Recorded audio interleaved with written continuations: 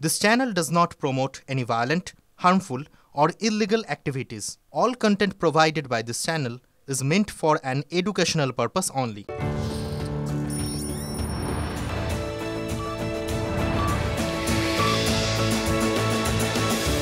প্রতিবাদ করলেই বদলি। আজ বিকেল ৫টায় ৫ কথায় আমাদের সবার আগে নজর থাকবে এই ইস্যুতে। কেন এই কথা বলছি আসবো বিস্তারিত, তবে ইস্যুটা খুব ইম্পর্টেন্ট। প্রতিবাদ করলেই কি নেমে আসবে বদলির খাঁড়া? নজর রাখবো এই খবরের দিকে। আজকের দ্বিতীয় ইস্যু ৫ কথায়। তিলোত্তমার ডায়েরিতে নয়া রহস্য। কেন এই কথা বলছি? কেন তিলোত্তমার ডায়েরিতে নজর? তিলোত্তমার ডায়েরিতে কি কোনো মিসিং লিঙ্ক রয়েছে? তিলোত্তমার ডায়েরি পুলিশ নিয়ে গেছে বলছে। কি ছিল সেই ডায়েরিতে? কি এমন রহস্য লুকিয়ে আছে ওই ডায়েরিতে? তা কি জানা যাবে সিবিআই তদন্তে? এই দুই খবরেও আমাদের নজর থাকবে। তবে শুরুতেই যে খবরে নজর রাখবো আজ ৫ কথায়, আরজি করে হাসপাতালের খবরে আমাদের নজর রাখতেই হচ্ছে। তার কারণ বিতর্কের কোনো অন্ত নেই। মুখ্যমন্ত্রী মমতা বন্দ্যোপাধ্যায় নিজে খুন ধর্ষণের বিচার চেয়ে রাস্তায় নেমেছেন, অথচ প্রতিবাদী ডাক্তার নার্সদের বিরুদ্ধে প্রশাসন কড়া হয়ে উঠছে বলে অভিযোগ। একই দিনে ৪৩ জন ডাক্তারের বদলির অর্ডার এসছে, নার্সদেরও বদলির হুঁশিয়ারি দেওয়া হয়েছে বলে অভিযোগ। তার রেশ পড়েছে খেলার মাঠে। আচ্ছা, ডুরান্ডের ম্যাচও কি বদলি হয়ে যাচ্ছে? ডার্বি ইতিমধ্যেই বাতিল, গোটা টুর্নামেন্টই নাকি জামশেদপুরে হবে। প্রতিবাদ করলেই বদলি, এটাই কি বাংলার নয়া সংস্কৃতি?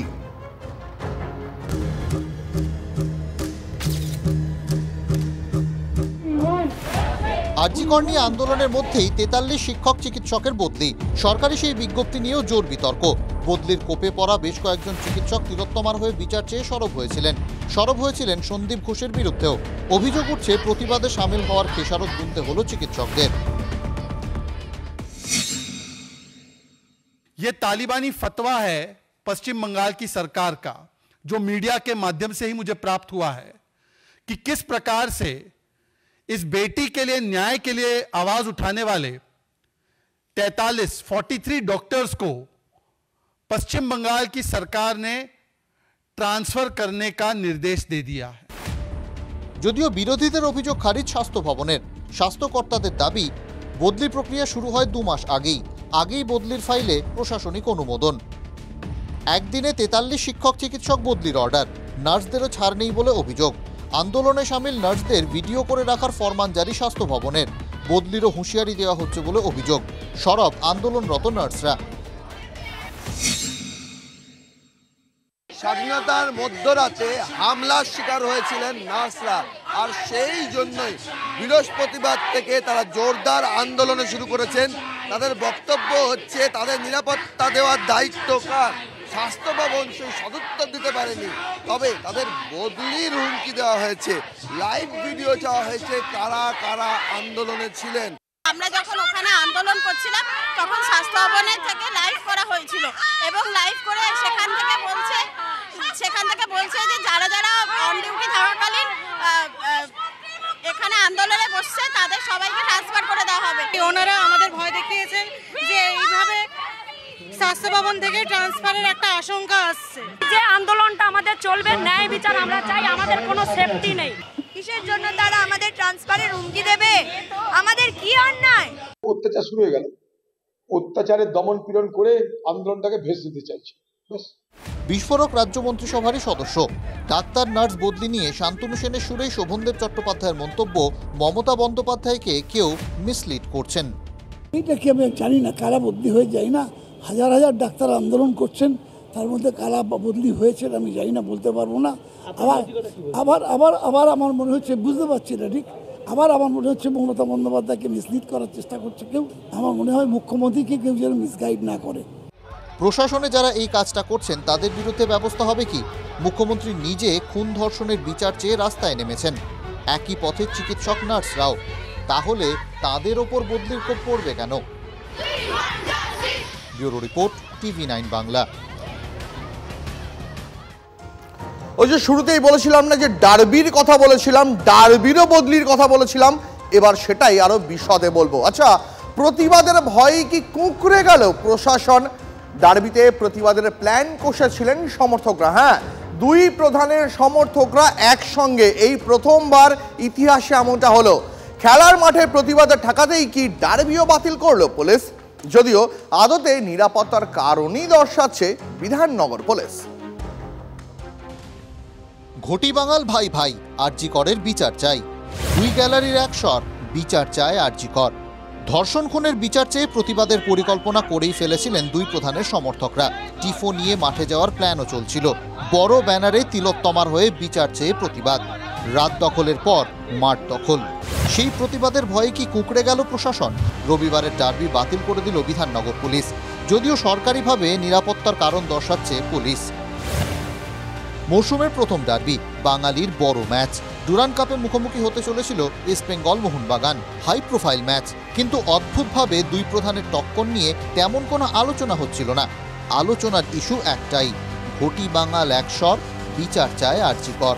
প্রতিবাদের ঢেউ আরজি কর থেকে গ্যালারিতে পৌঁছে যাওয়া যখন সময়ের অপেক্ষা মনে হচ্ছিল, ঠিক তখনই পিছু হটল প্রশাসন। দীর্ঘ বৈঠকের পর ঠিক হয় ডার্বি হবে না, ডুরান্ড কাপটাই আর কলকাতায় হবে না। টুর্নামেন্ট বদলি হয়ে চলে যাচ্ছে জামশেদপুরে। প্রতিবাদের ঝড় তো গোটা দেশেই উঠেছে, ঘরের কাছেই জামশেদপুর। প্রতিবাদের ছোঁয়াচ কি আদৌ এড়ানো যাবে? Bureau report, TV9 Bangla. আচ্ছা, এই যে ডার্বি বাতিল করতে হলো, এই নিয়ে সমর্থকরা কি বলছেন শোনাবো আপনাদের 5 কথায়। পাশাপাশি শোনাবো শাসক দলের মুখপাত্র কুণাল ঘোষ, তার প্রতিক্রিয়া শুনুন। একটা ডাক্তারকে যে নিরাপত্তা তার হসপিটালে তার কর্মক্ষেত্রে নিরাপত্তা দিতে পারে না, তার কাছে তো ম্যাচের কোনো গুরুত্বই নেই। আমি 90 সাল থেকে মাঠ করছি, আজকে কোনো দিনের জন্য দেখিনি কি এমন ইস্যু ছিল কালকে যেটা নিরাপত্তা জনিত। কোন মনমান ইসবল ম্যাচে 16 আগস্ট 1980 সালের পর আর কোন মনমান ইসবল ম্যাচে যেরকম ঝামেলা, কালে আর কিচ্ছু নয় যে কালকে প্রোটেস্ট হতো দু তরফ থেকে, যেটা কোনোদিন হয়নি। এটা ভুল সিদ্ধান্ত। এটা পুলিশ দেয়া যাবে না। পুলিশ আমাদের অন্য জায়গা থেকে তুলে এনেও কাল চ্যালেঞ্জ নিয়ে ডার্বিটা করানো উচিত ছিল। আমরা বলবো ব্যর্থ করো, আবার আমরা নিজেই বড় ম্যাচ বন্ধ করব, এ দুটো কি করে একসঙ্গে হবে? আমরাই বলবো ব্যর্থ করো, সব চালু রাখো, আর আমরাই বলবো যে বড় ডার্বি বন্ধ করো, এ দুটো কি করে একসঙ্গে হতে পারে? আচ্ছা, একটা একটা করে দিন পার হচ্ছে, কিন্তু রহস্য সেটা যে কিছুতেই কাটছে না, বরং ধোঁয়াশা যেন বেড়েই চলেছে। এবার সামনে এলো তিলোত্তমার ডায়েরির কথা। হ্যাঁ, ডায়েরি। রোজ ডায়েরি লিখতেন তিলোত্তমা। ঘটনার রাতেও কিছু লিখেছিলেন। কি ছিল তিলোত্তমা সেই ডায়েরিতে? আচ্ছা, তিলোত্তমা ডায়েরিতে কি এমন কোনো রহস্যের দরজা খুলে দিতে পারত যাতে অনেকের বিপদ হতে পারত? রহস্য আরো আছে।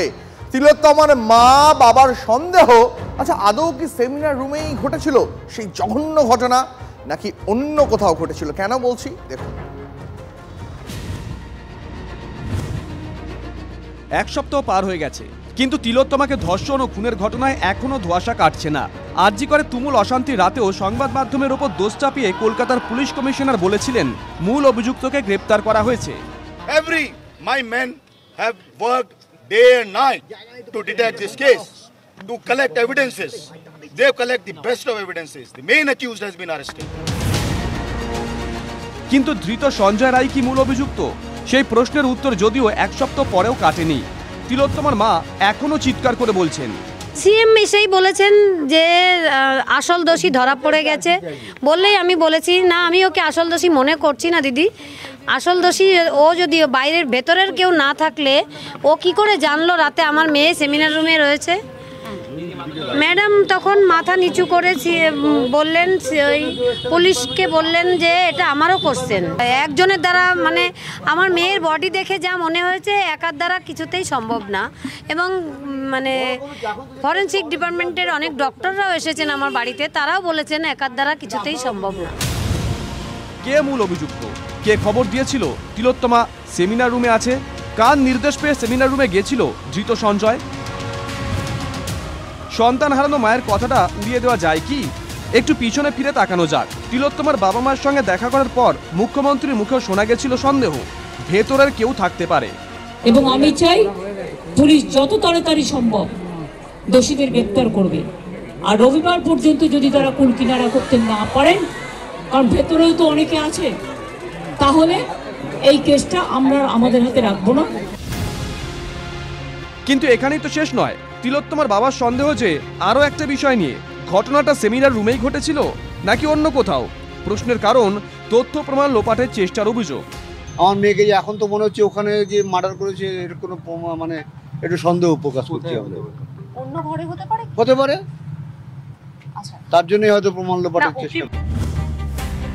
সেই ধোঁয়াশা কাটতে পারে একটা ডায়েরিতে, তিলোত্তমার ডায়েরি।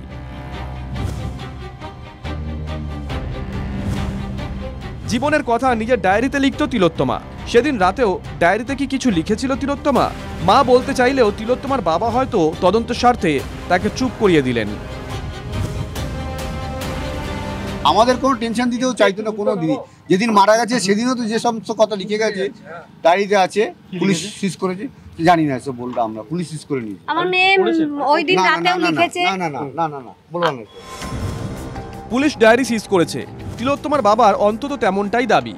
তিলোত্তমা খুন ও তার কারণের কোনো হদিশ কি দিতে পারবে এই ডায়েরি? আরজি কর নিয়ে যে অভিযোগ উঠছে তার কি কোনো উল্লেখ পাওয়া যেতে পারে তিলোত্তমার ডায়েরিতে? একটা সপ্তাহ কেটে গেল, কিন্তু এখনো মূল প্রশ্নগুলোর উত্তর কি পাওয়া গেল?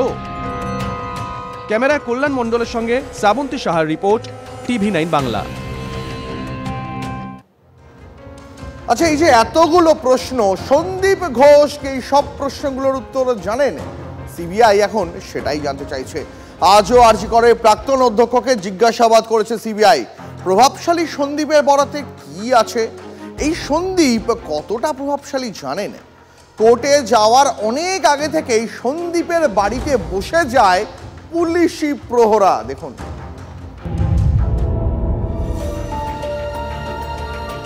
আদালতে কি মিথ্যে দাবি করেছিলেন সন্দীপ ঘোষ? আরজি করের বিতর্কিত প্রাক্তন অধ্যক্ষকে নিয়ে এই প্রশ্নটা উঠছে। কেন উঠছে? শুক্রবার কলকাতা হাইকোর্টে সন্দীপ ঘোষ আরজি জানান, সিবিআই নোটিশ দিয়েছে কিন্তু মব ঘিরে থাকায় যেতে পারেননি, তাই আমায় নিরাপত্তা দেওয়া হোক। সন্দীপের আরজিতে পাত্তা না দিয়ে প্রধান বিচারপতি TS শিবজ্ঞানম বলে দেন, রাজ্যকে বলুন নিরাপত্তা দিতে, 500 পুলিশ দিয়ে দেবে, আপনি তো প্রভাবশালী।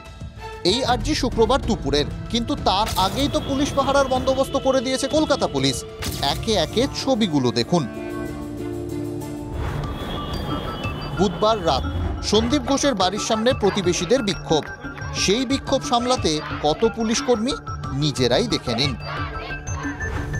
শুক্রবার সকাল আরজি জানানোর ঢের আগে সন্দীপের বাড়ির কাছেই পুলিশি পাহারা। প্রশ্ন করেছিলাম আমরা, উত্তর এসেছে বন্ধের ডিউটি।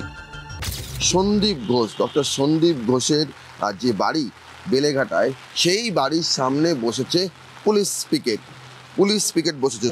এখানে পুলিশ পিকেটিং যারা ছিলেন তারা এখন ওখানে চলে গিয়েছেন ক্যামেরা দেখে।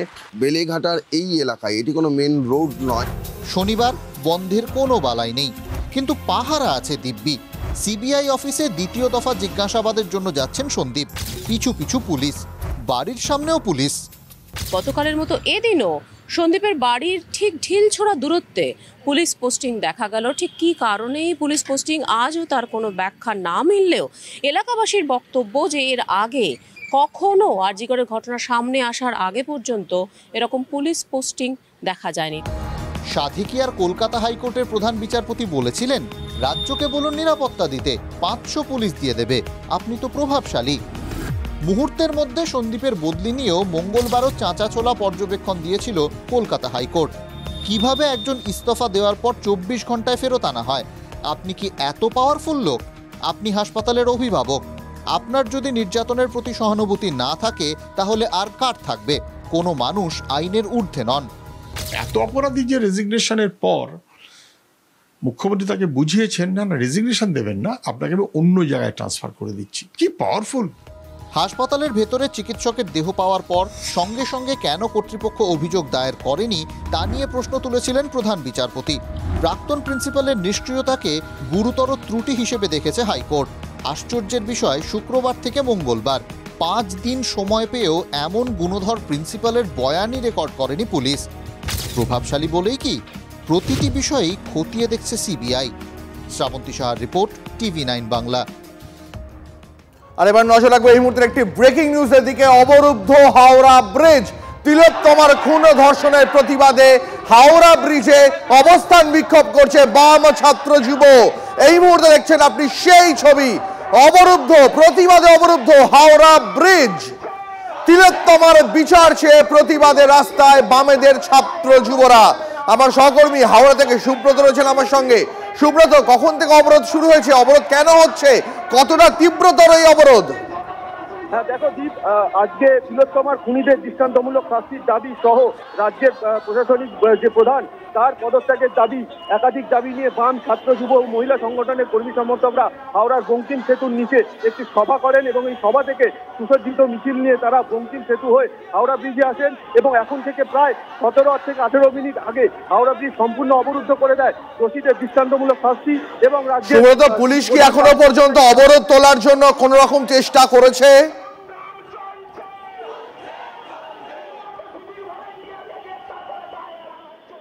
সুব্রত, পুলিশ কি অবরোধ তোলার জন্য কোনো চেষ্টা এখনো পর্যন্ত করেছে? একেবারেই দেখো দীপ, এই মুহূর্তে পুলিশ এবং র্যাব তারা কিন্তু পদত্যাগ, যারা পথ অবরোধ করেছেন তাদেরকে সরানোর কাজ করছে।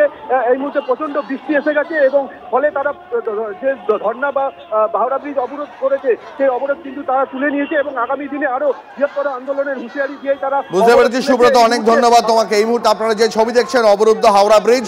তিলোত্তমার খুন ও ধর্ষণের প্রতিবাদে বিচার চেয়ে বাম, ছাত্র, যুবরা হাওড়া ব্রিজ অবরোধ করেছে। পুলিশ ব্যারাকের পর এবার ধৃত সঞ্জয়ের বাড়িতে পৌঁছে গেল সিবিআই। ভবানীপুরে ধৃতের বাড়িতে তল্লাশি চালাচ্ছেন কেন্দ্রীয় এজেন্সির আধিকারিকরা।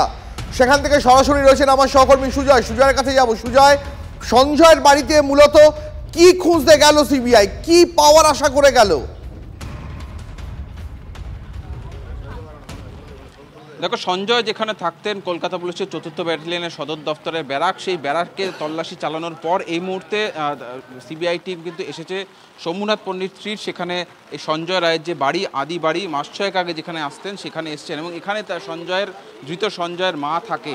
সেখানে এই মুহূর্তে সিবিআই তদন্তকারীরা তার মায়ের সঙ্গে কথা বলছে এবং তার মায়ের বয়ান রেকর্ড হচ্ছে। মূলত তদন্তকারীরা জানতে চাইছে সঞ্জয়ের ব্যাকগ্রাউন্ড সম্পর্কে, সঞ্জয় কেমন ছিল, এখানে কবে শেষ যাতায়াত ছিল, কিভাবে তার সঙ্গে তার যোগাযোগ হতো এবং সঞ্জয়ের বিরুদ্ধে যে পুরনো একাধিক অভিযোগ রয়েছে সেই সংক্রান্ত বিষয়ে। তার পাশাপাশি সঞ্জয় কবে সিভিক ভলেন্টিয়ারে যোগ দেয়, তার আগে সে কী করতো, সিভিক ভলেন্টিয়ারে যোগ কিভাবে হয়েছিল, কারো মারফত হয়েছিল কিনা, কি পদ্ধতিতে তার সেই সিভিক ভলেন্টিয়ারে যোগ দেওয়া এবং এই সংক্রান্ত সমস্ত যা ব্যাকগ্রাউন্ড সেটা জানার চেষ্টা করবে এবং একই সঙ্গে তা ঘটনার পরবর্তীতে গ্রেফতার হওয়ার আগে পর্যন্ত সঞ্জয়ের সঙ্গে তার মায়ের কোনো কথা হয়েছিল কিনা, পরিবারের কোনো সদস্যের কোনো কথা হয়েছিল কিনা, কথার মধ্যে কোনো অস্বাভাবিকত্ব লক্ষ্য করেছিলেন কিনা তার পরিবারের সদস্যরা, এই সংক্রান্ত বিষয়ে তারা জানতে চায়। অর্থাৎ সঞ্জয় সম্পর্কে খুঁটিনাটি বিস্তারিত তার মা, তার পরিবারের থেকে জেনে নেওয়া, তাদের বয়ান রেকর্ড করাই সিবিআইয়ের মূল উদ্দেশ্য এবং সেই বয়ান রেকর্ড করার উদ্দেশ্যেই কাল বিলম্ব না করেই আমরা দেখলাম যে 4th ব্যাটালিয়নের সদর দফতরে সেখানে ব্যারাকে তল্লাশি চালানোর পর